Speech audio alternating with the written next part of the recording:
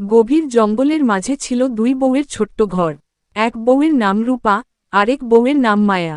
তাদের স্বামীরা কাঠ কাটার কাজ করত।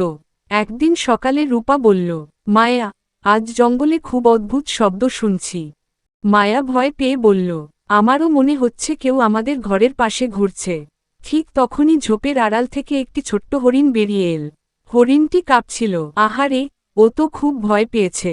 মায়া বলল, চলো, ওকে একটু পানি আর খাবার দিই।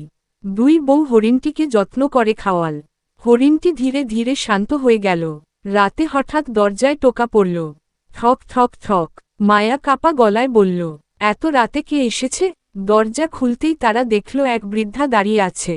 বৃদ্ধা বলল, মা, আমি অনেক দূর থেকে এসেছি। একটু পানি পেতে পারি? রূপা সঙ্গে সঙ্গে পানি এনে দিল। মায়া গরম ভাতও দিল। বৃদ্ধা হাসতে হাসতে বলল, তোমরা খুব দয়ালু। আমি আসলে এই জঙ্গলের পরী। এ কথা শুনে দুই বউ অবাক হয়ে গেল। পরী বলল, যারা পশু আর মানুষকে সাহায্য করে তাদের ঘরে সুখ আসে। এরপর পরী তাদের একটি জাদুর প্রদীপ দিল। প্রদীপ জ্বালাতেই ঘর আলোয় ভরে গেল। কিছুদিনের মধ্যেই দুই বউয়ের জীবন বদলে গেল। তাদের ঘরে আর কোনো অভাব রইল না। রূপা হাসতে হাসতে বলল, ভালো কাজ করলে সত্যিই ভালো ফল পাওয়া যায়। মায়া বলল, হ্যাঁ, দয়া আর ভালোবাসাই সবচেয়ে বড় শক্তি।